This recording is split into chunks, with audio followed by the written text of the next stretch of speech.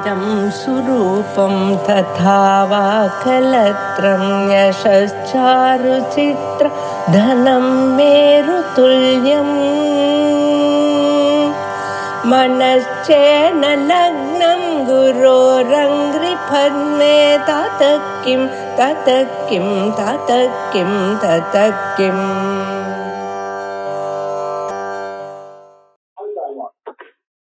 प्रत्यक्षमैदिह्यम् अनुमानश्चतुष्टयम् एतैरादित्यमण्डलम् सर्वैरेव विदास्यते. வேதமானது எதையெல்லாம் பிரமாணமாக சொல்லுகிறது அப்படிங்கிறது பார்க்கலாம். இதுல விசேஷமான அர்த்தங்கள்ல நம்ம சாதாரணமா வேதாந்தங்கள்ல நம்ம வேத வித்தியாசமாக பார்க்கணும். நம்ம சாதாரணமா தெரிந்து கொள்ள இருக்கக்கூடிய அறிவுப்படி நம்ம பார்த்தா அது கரெக்டா தான் வரும், வராம போகாது. ஆனா இந்த விசேஷங்கள்லாம் இருக்கு. ஸ்மிருதி அப்படின்னாக்கா என்ன அர்த்தம்? ஒருவரால் எழுதப்பட்டது. வியாச ஸ்மிருதி, கௌதம ஸ்மிருதி, யாக்கியவல்ய ஸ்மிருதி இல்லையா?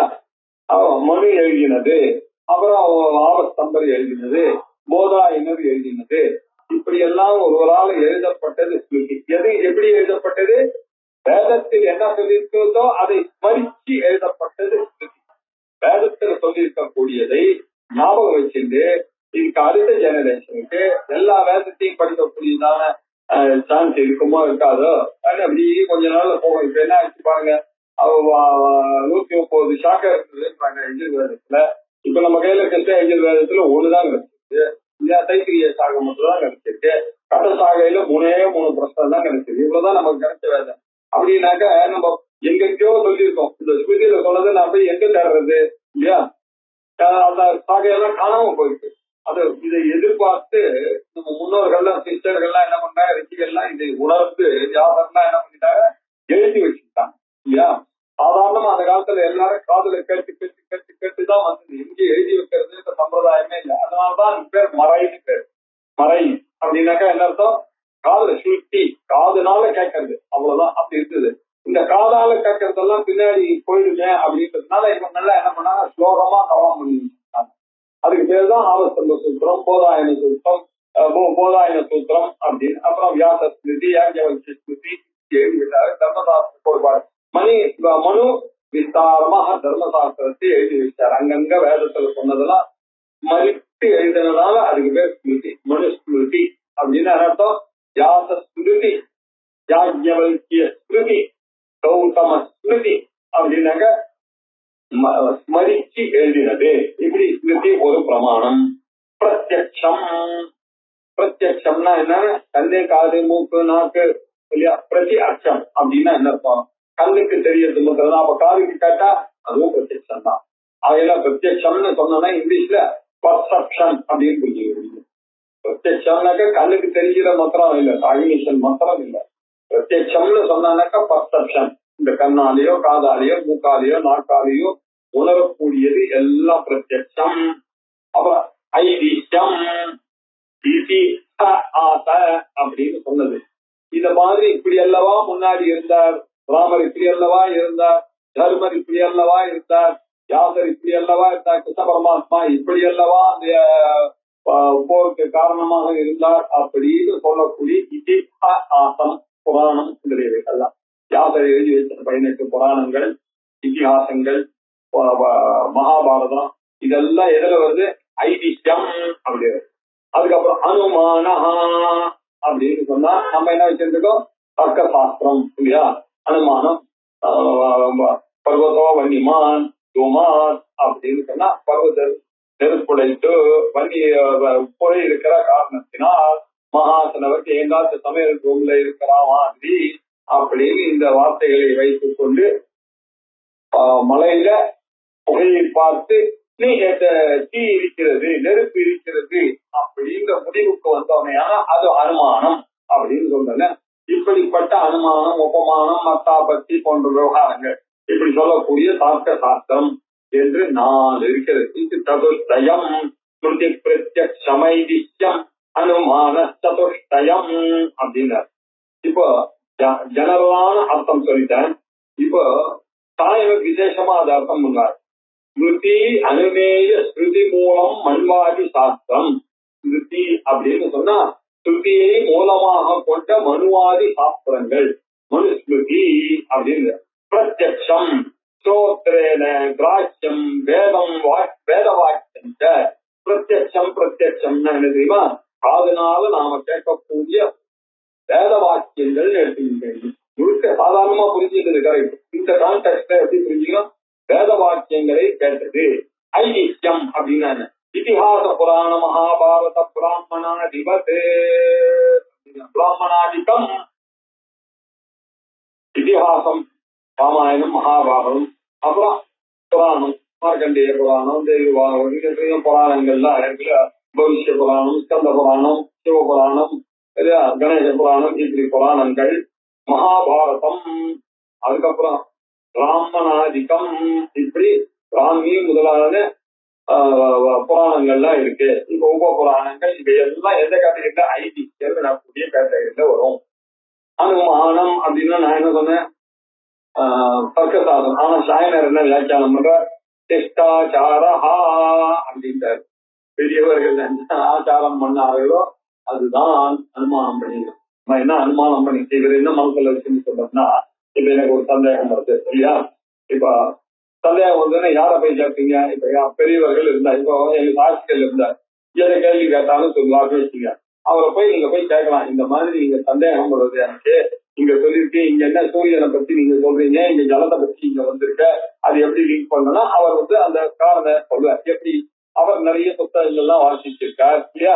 அவர் எப்படி அதை பண்றாரோ அதை பார்த்து நம்மளும் போனோம். சிஷ்டாச்சாரம் வேதம் எப்படி பிரமாணமோ, ஸ்ருதி எப்படி பிரமாணமோ, சிஷ்டாச்சாரமும் பிரமாணம். ஏன் நமக்கு பெரியவா என்ன சொன்னாலும் எப்படி பண்ணாலும் நம்ம குருமார்கள்லாம் என்ன சொல்லி கொடுத்தாலோ அதுதான். அவர் எப்படி பண்ணுவாருன்னா நான் தைரியமா சொல்லலாம், எங்க பாரு எங்க வேலை இப்படிதான் பண்ணார், நான் இப்படிதான் பண்ணுவேன் அப்படின்னு தைரியம் சொல்லுவோம் இல்லையா? அதுக்கு பேர் சிஷ்டாச்சாரம் பேரு. இந்த சிஷ்டாச்சாரம் நம்ம எப்படி கண்டுபிடிக்கிறோம்? அவரை பார்த்து அதன் மூலமாக இதுதான் வழக்கம் என்று அனுமானித்து நான் செய்கிறேன். இப்போ அந்த கான்பிடன்ஸ் வருது. அவர் எப்படி பண்ணார்? அவர் குருவை பார்த்து அவர் பண்ணார். அவர் குரு எப்படி பண்ணார்? அவர் குருவை பார்த்து அவர் பண்ணார். இந்த மாதிரி சொல்லக்கூடியதுக்கு பேர் அனுமானம். அனுமானஹா சிஷ்டாச்சாரா. சரி, தேனைக்கு மூலபூதம் ஸ்மிருதி லட்சம் பிரமாணம் அனுமீயத்தே. இதிலிருந்து நமக்கு என்ன தெரியுது? இந்த ஸ்மிருதியாக இருக்கட்டும், பிரத்யட்சமாக இருக்கட்டும், ஐதிஹ்யமாக இருக்கட்டும், அனுமானமாக இருக்கட்டும், இந்த நாளும் வேதத்தை மூலமாக கொண்டது என்பது தெளிவாக தெரிகிறது. ஆகையினால ஏதை ஆதித்யம் அனுமானத்தை ஏதை ஆதித்ய மண்டலம் சர்வைரேவ விலாசியதே. ஏதைஹி இந்த 4 நாள் அப்படின்னு அர்த்தம். ஸ்மிருத்யாதிபிஹி சர்வைஹி அப்படி பிரமாணைஹி அது என்ன பண்றது? ஆதித்ய மண்டலம் விலாசியதே அப்படின்னு பிரமாணைஹி ஆதித்ய மண்டலம் பிரவீயதே. இந்த ஆதித்ய மண்டலத்தை இது காண்பித்து குறிக்கிறது. யாதிருஷம் இதம் மண்டலம் பவதி ததா பிரவர்த்ததே. இந்த ஆதித்ய மண்டலம் எப்படி இருக்கு என்பதை இந்த நாளின் மூலமாக, புராணங்கள் மூலமாகவும், அனுமானத்தின் மூலமாகவும், பிரத்யட்சத்தின் மூலமாகவும், ஸ்ருதிகளின் மூலமாகவும் நமக்கு தெரியறதா இல்லையா? சூரியனை பத்தி நமக்கு எப்படி தெரியுது? தேவதாச விக்ரமண்டலம் ஜோதி சரசிதாசன செய்யூரவான் மகர குண்டலவான் கிரீதி ஆதி எலும்பேவு சங்கு சக்கராக சங்கு சக்கரகதாத்மான துவாரகா இதெல்லாம் எப்படி சூரிய நாராயண பத்தியும் நமக்கு விஷ்ணு பத்தியும் தெரியுது.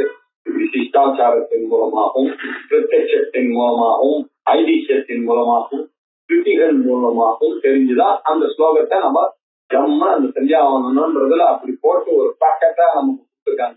அதுல இல்லாததே இல்லை. கர்ம யோகம், ஞான யோகம், தியான யோகம் அதுல இருக்கா உங்களுக்கு? சூரியமாமன் அப்படியே ஆத்ம வந்துட்டா உங்களுக்கு என்ன? இப்படி வேதத்தில் இருக்கக்கூடியது ஒரு பாக்கெட்டா நமக்கு கொடுத்தாரு. பக்தி யோகம், ஞான அதோ ஆதித்யோ பிரம்மா பிரம்மைவா அமஸ்மி ஞான யோகம் இருக்கா இல்லையா? அது மாதிரி அது ஆதித்யன் தப்பியாமி, சோமம் தப்பியாமி, அங்காரகம் தப்பியாமி, புதன் தப்பியாமி, பேசும் தப்பியாமி, சுத்தம் தப்பியாமி, சனீஸ்வரம் தப்பியாமி, ராகும் தப்பியாமி, சேதும் தப்பியாமி, கேசவம் தப்பியாமி, நாராயணன் தப்பியாமி. எத்தனை பூஜை, எத்தனை தர்ப்பணம் இல்லையா? எப்படி ஒரு பேக்கெட் பாருங்க. அந்த பஞ்சாவந்தனத்துல எல்லா பூஜையும் அடக்கிற மாதிரி அப்படி எல்லாம் வந்ததுன்னா அதுல என்ன வைக்கணும்? இந்த மாதிரி இந்த நாளத்தின் மூலமாக வந்து ஏதைகி அதன் மூலமாகதான் ஆதித்ய மண்டலம் விதாசியதே. இப்படி அல்லவா நமக்கு தெரிகிறது. யாதிருஷம் இதம் மண்டலம் பவதி யதா பிரவர்த்ததே ததா மன்வந்தராதி பேதம் விதம் காலம் பிரவர்த்தயதி. இந்த காலஸ்வரூபம் இதெல்லாம் நமக்கு தெரியாது. சர்வைரேவ இந்த விஷயங்கள் எல்லாம் நமக்கு எப்படி தெரியுது? சிஷ்டாதினா விஸ்வசித்தியாதினா சர்வம் சுத்தியாதி பிரமாண சித்தம் நமக்கு அறிவானது ஏற்படுவதற்கு இந்த 4 பிரமாணங்களும் காரணமாக இருக்கு அப்படின்னு.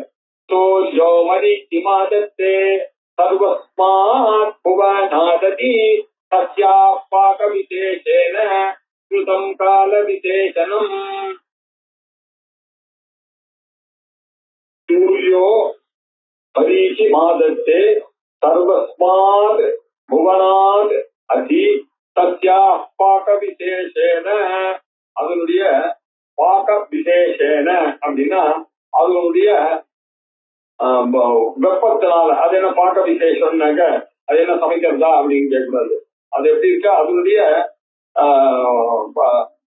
பாக்க விசேஷ தஸ்யாக பாக்க விசேஷன சர்வஸ்மாத் புவனாத் அதி, உலகத்துக்குள்ள சர்வஸ்மாத் புவனாத் மேலே சூரியா மரீச்சி மாதத்தே, இந்த சூரியன் இந்த கிரணங்களை எல்லாம் எடுத்துக்கொண்டு வருகிறது. எப்படி தெரியுது? பிரத்யக்ஷமைதிக்கம் அனுமான திருஷ்டயம், இதன் மூலமாக நமக்கு விளங்குகிறது அல்லவா சூரியன் அங்கே இருக்கிறார். அந்த சூரியன் என்ன, அவர் நிறைய மரீச்சிகளை எல்லாம் வைத்துக் கொண்டு இருக்கிறார். சத்யாக பாக விசேஷேன, அந்த கிரகங்களுடைய அந்த வெப்பத்தினால, அதுல இருக்கக்கூடிய சூரிய பக்குவமான வெப்பத்தினால என்ன செய்யப்படும் பொருள்கள் எல்லாம் கால விசேஷனம், அதுதான் காலமாக அவர் வந்தவுடனே காலத்தின் போக்கானது கணக்கிடப்படுகிறது. சூரியன் வந்த பிறகு அவர் ஏன் தினாதிபதியாக இருக்கிறார், அவர் தான் தினகரனாக இருக்கிறார். அவர் தான் திவாகராக, திவாகரோசி திவாகரஹா, ஆகரோசி இது பாஸ்கரஹா, அவர் தான் தினகரஹா, தினத்தை செய்கிறார். அதிலிருந்துதான் இந்த கணக்கெல்லாம் வந்தது. இந்த சூரியன் கிட்ட தான் இந்த காலம்ன்ற கணக்கெல்லாம் வந்ததுப்பா அப்படின்னு நமக்கு சொல்லி கொடுத்து, வேற ஒண்ணு இல்லை. அது எப்படி இருக்காரு? அந்த காலமானது எப்படி அறியப்படுகிறது? கால விசேஷனம், அந்த காலமானது விசேஷமாக அறியப்படுகிறது. எப்படி அறியப்படுகிறது? தினமாகவும் வாரமாகவும் மாசமாகவும் சம்பத்சரமாகவும் பட்சமாகவும் மாசமாகவும் அயனமாகவும் சம்பத்சரமாகவும் அறியப்படுகிறது. மிருதம்